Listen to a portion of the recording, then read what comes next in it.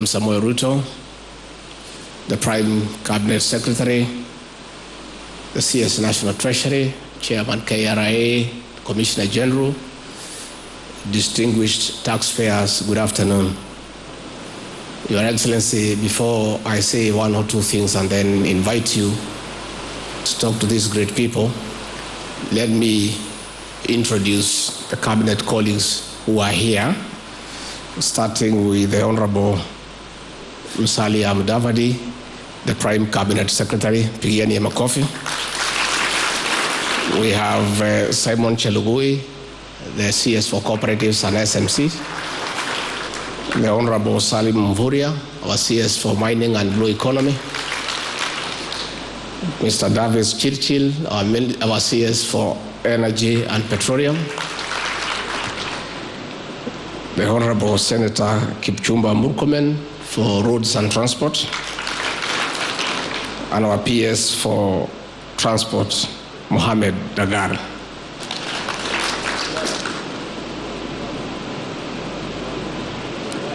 Who is there?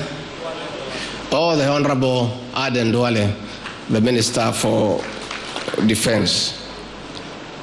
Your Excellency, I have only two things to say. One is to assure the taxpayers here as present, indeed the Kenyan nation, that those of us in the executive who work under the President have very clear and unequivocal instructions from the President that all taxes, all funds collected from taxpayers and given to us through appropriation by the National Assembly must be used prudently and for the purpose for which they have been raised. And the President is clear that his government will not entertain leakages, pilferage, misappropriation, corruption, and irresponsible spending of taxpayers' money. As early as this morning in his opening remarks, as he was chairing cabinet, once more he has reminded his members of the executive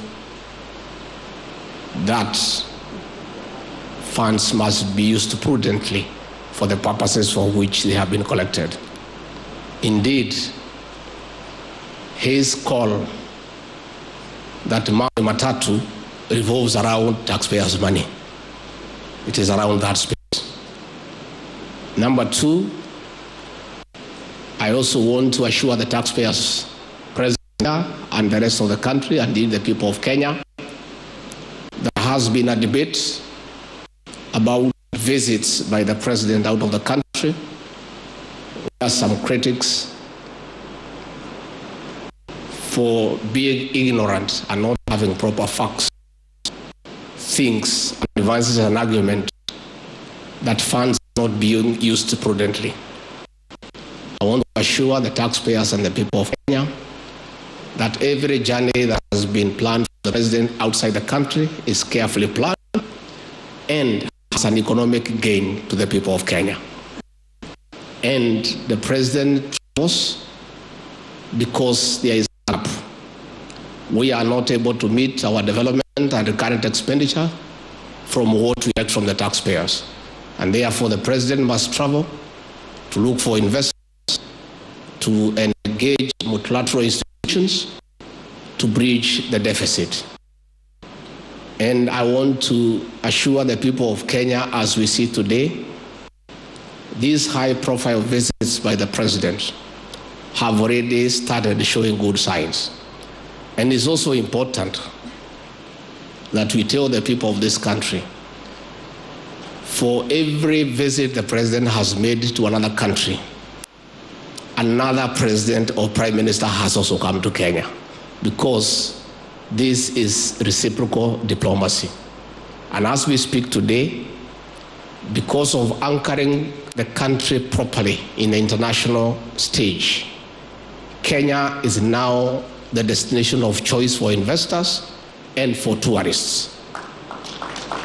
And coming from the COVID challenge, where our tourism sector almost came down I want today authoritatively to inform the people of Kenya that tourism has picked up for a good turn, and as we speak today, all hotel rooms in Mombasa, in Masai Mara, have been booked up to February next year. So anybody who wants to travel to Mombasa for Christmas and you have not booked your room, you just have to go to your village and relax there with your ancestors. And we are encouraging the people of this great city of Mombasa and other cities to consider traveling up country and avail their homes here for tourists, because that is good for the country in terms of foreign exchange earnings, in terms of creating employment. So ours is just to give that assurance on behalf of those who work with the president that the money that you pay will be used prudently. With those very remarks, please be upstanding and help me to usher in the President of the Republic of Kenya to make his remarks. Mr. President.